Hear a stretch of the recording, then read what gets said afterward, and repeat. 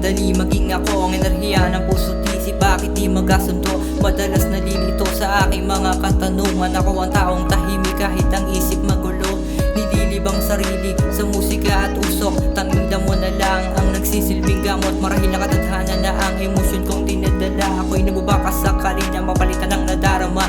Ang aking baong sagot ang sumagot sa katanungan. Nahulog ka sa lalim ng iyong pinanggalingan. Ang sabi mo sa akin ay okay lang yan, hindi ka tanggap-tanggap ang kinopya mong galawan. Dapat ba natudasin ng mga siga-sigaan? Hindi ka tatagos, ako'y hubog sa karanasan. Ako'y sinilang upang tumago sa inyong bumbunan. Sinagad mo ang limitasyon sa may sukdulan.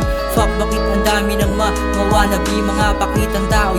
Dito ka na sa tabi, wala kang sariling gawa. Puro kopya na sa tabi, puro ka na lang dada. Pwede ka nang tumahimik. Ako'y bumagsak ng pag-aaral ng dahil sa katamaran ng ako'y 14 anyos. Realidad na ang kalaban, kailan ba mababago? Ang lungkot ang kapalaran, parang ako'y biglang gugubo. Kahit ilusyon lang ang kalaban, wala man sa bulsa ang kaya kong maiabot. Itrato nating magkakasama na mga sagot. Alahalangan sa harap balikan na tayo ay magkakasama. Salamat sa tropa't pamilya, ako ay masaya sa bawat lakad ko. Tabang lagi aking dala bilang nasalita ang mga nagsilbing medisina. Kapag ako'y nag-iisa, lungkot lang nadarama sa pagising sa umaga. Bilang nagbago ang sistema sa realidad na to, di ko alam kung ba't ganito. Kung dapat pang ipagpatuloy ang mundo na magulo, ako'y nalilito. Di ko alam kung saan papatungo, o hayaang madurog ang puso at bungo.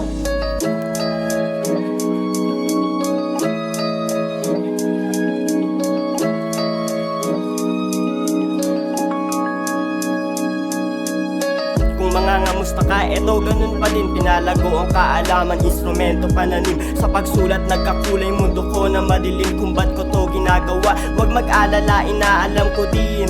Kaya utak na natiling matalim. Kausap ko mikropono, sa niya ba ko nadadalin? Teka, paabot niya muna ko ng baso. Kaso, baka bumaba amat ng dala-dala mong gramo. Takot magkakaso, kaso di pa nagbabago. Nadadala kasi sa usok na maamo. Takot na ako na magago, kaya ayos na matao.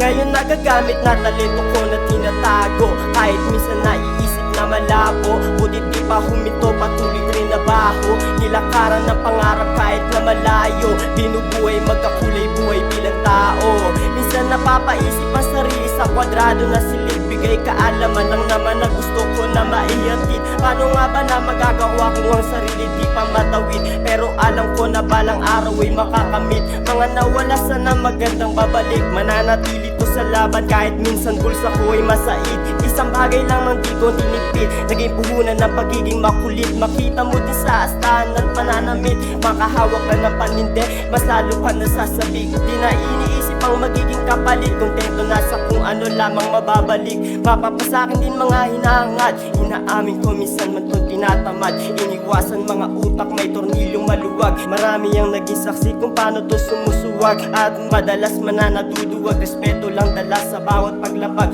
Kaya pinagpapatuloy ang lipad, kasi di natin alam kung kailan nga ba matitigil ang edad.